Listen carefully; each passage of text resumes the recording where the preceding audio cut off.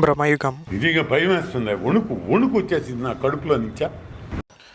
Hi guys, మన మమ్ముట్టి గారి కొత్తగా వచ్చింది కదా ఇది భ్రమయుగం అనే సినిమా చూసాను ఫ్రెండ్స్.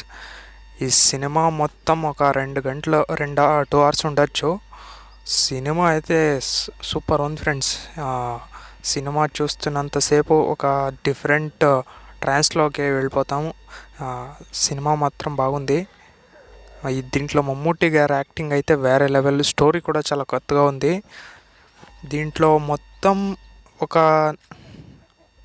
ముగ్గురు అంత ఫ్రెండ్స్. ఈ సినిమా మొత్తంలో ముగ్గురు ఉంటారు. సినిమా అయితే చాలా చాలా బాగుంది.